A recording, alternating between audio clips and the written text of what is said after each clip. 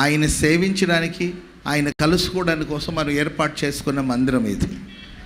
రాజైన సొలొమోను అంటారు, ఆకాశం నీ సింహాసనము, భూమి ఆకాశం నీ సింహాసనం, భూమి నీ పాదపీఠం. నేను నిర్మించిన మందిరం నీకు పట్టజాలం ప్రభువా, ఆకాశ మహాకాశమే నీకు పట్టజాలం. ఈ మందిరం నీకు ఎలా సరిపోతుంది? కానీ నీ కనుదృష్టి, నీ మనస్సు ఈ మందిరం మీద ఉంచండి. ఈ స్థలములు వచ్చి ఎవరైనా ప్రార్థన చేస్తే వాళ్ళ ప్రార్థన వినండి. ఈ స్థలములు వచ్చి ఎవరైనా తమ పాపాలు ఒప్పుకుంటే వారి పాపాలని క్షమించండి. వాళ్ళకి ఏదైనా ఆపద వచ్చినప్పుడు ఇక్కడ వచ్చి మొరపెడితే ఆపద నుండి తప్పించండి అని ప్రార్థన చేశారు. మందిరాన్ని 2 భాగాలుగా చూస్తాం. ఒకటి రాళ్లతో రేకులతో నిర్మించుకున్న ఈ మందిరం, రెండవదిగా పరిశుద్ధాత్మని ద్వారా మన హృదయమే ఆయనకు ఒక మందిరం. ఆమేన్ చెప్పండి అందరూ గట్టిగా. మన దేహమే దేవుని దేవాలయం. చెప్పండి అందరూ, మన దేహమే మీ దేహం దేవాలయం. ఆమేన్ చెప్పండి అందరూ గట్టిగా. ఈ మందిరాన్ని ఎంత శుభ్రంగా నిర్మించారో చూడండి, ఎంత అద్భుతంగా ఉందో, ఎంత చక్కగా ఉందో, ఎంత ప్రశాంతంగా ఉందో ఈ మందిరం. ప్రియులరా, ఈ మందిరం ప్రశాంతంగా ఉండడమే కాదు, మన హృదయము, మన దేహం కూడా అంతే ప్రశాంతంగా ఉండాలి. చెప్పండి కూడా మందిరం గట్టిగా గట్టిగా. ఎందుకంటే దేవుడు నివసించే ఆలయం, దేవుడు నివసించే మందిరం. ఇటు భౌతికమైన ప్రార్థన మందిరమే కానీ పరిశుద్ధాత్మని ద్వారా నిర్మించబడిన మన దేహము లేకపోతే మన ఆత్మ అన్న మందిరం కానీ మహిమతో నింపబడాలి. దేవుడు అంటాడు, ఈ మందిరాన్ని నేను మహిమతో నింపుతాను.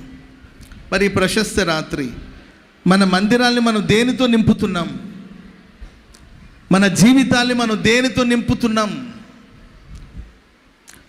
పరిశుద్ధ గ్రంథంలో యెరూషలేములో ప్రాకారాన్ని నిర్మించడానికి నెహెమ్యా వెళ్ళినప్పుడు ఆ ప్రాంతమంతా కూడా చెత్తతో నిండిపోయిందంట. కనుక ప్రాకారాన్ని నిర్మించడానికి ప్రజలు కష్టపడ్డారు, అది భారభరితముగా మారిపోయింది.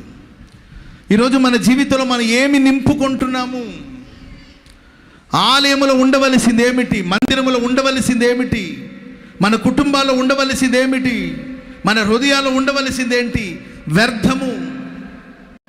ప్లాస్టిక్ని వినియోగించకూడదని బోళ్ళని కార్యక్రమాలు తీసుకొస్తున్నారు. అయినా కానీ మనకు అలవాటు అయిపోయింది. ఆ ప్లాస్టిక్ వాడకం వల్ల అది మట్టిలో కలిసిపోదు. చెత్త పెరిగిపోవడం వల్ల మనుషులకి అనారోగ్యం వస్తుంది, క్యాన్సర్ రావడానికి అదొక కారణం. అండ్ సముద్రంలో ఉన్న జలచరాలన్నీ దెబ్బతింటున్నాయి, పశువులు దెబ్బతింటున్నాయి. ఆ చెత్తను పోగొట్టలేకపోతున్నాం.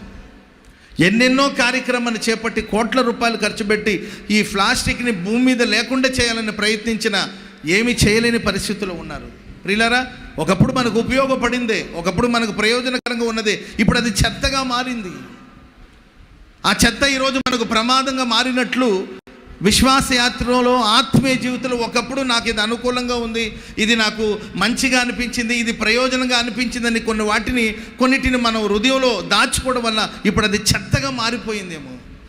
దేవుని మహిమ నిలవవలసిన చోటు, దేవుని మహిమ ఉండవలసిన చోటు, దేవుని మహిమ నింపబడవలసిన చోటు ఈరోజు చెత్త చెదారాన్ని నింపుకొని, చెడుని నింపుకొని, చెడు వ్యసనాల్ని నింపుకొని, వ్యర్థమైన సమాచారాలను నింపుకొని, దేవుని వాక్యం నివసించవలసిన మన హృదయం, దైవ సమాధానం నివసించవలసిన మన హృదయం, దేవుని మహిమ నిలవవలసిన మన హృదయాల్లో ఈరోజు వ్యర్థమైన కార్యక్రమాలన్నిటిని నింపుకున్న స్థితిలో ఉన్నామేమో పరీక్షించుకోమని వాక్యం హెచ్చరిస్తుంది. ఈ ప్రశస్త రాత్రి మన ప్రాణాత్మ దేహాన్ని ప్రభుకు సమర్పించగలిగితే నిర్మించబడిన ఈ మందిరంలో కానీ, పరిశుద్ధాత్మని ద్వారా కట్టబడిన హృదయం అనే మందిరం కానీ ఈ రాత్రి మహిమతో ప్రభు నింపబోతూ ఉన్నాడు. చెప్పండి, మహిమతో ప్రభు నింపబోతున్నాడు, మహిమతో నింపబోతూ ఉన్నాడు, మహిమతో నింపబోతున్నాడు. మనం చాలా జాగ్రత్తగా ఉండాలి మన హృదయ విషయంలో. మన హృదయాన్ని బహు జాగ్రత్తగా మనం కాచుకోవాలి. ఒక ఇల్లు శుభ్రంగా ఉండడం, ఒకప్పుడు దయ్యం ఉండేది ఆ ఇంట్లో. ఏముండేదండి? దయ్యం ఉండేది. ఒకటే దయ్యం, సింగిల్ దయ్యం ఉండేదన్నమాట. ఎవరిని రానిచ్చేది కాదు. నేనే రారాజుని, నేనే మహారాణి అని కూర్చొని ఉంది ఆ దయ్యం. ఎప్పుడైతే దేవుని వాక్యం అక్కడికి వచ్చిందో ఆ దయ్యం వెలుపటికి వెళ్ళిపోయింది, హృదయం అంతా పవిత్రం అయిపోయింది. ఆ తర్వాత ఆ హృదయం ఖాళీగా ఉండిపోయిందంట. మన ప్రభు నమ్ముకున్నాం, యేసు రక్తం చేత కడగబడ్డాం, వాక్యం చేత పరిశుద్ధపరచబడ్డాం.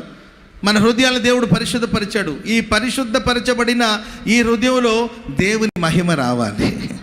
ఆమేన్ చెప్పండి గట్టిగా.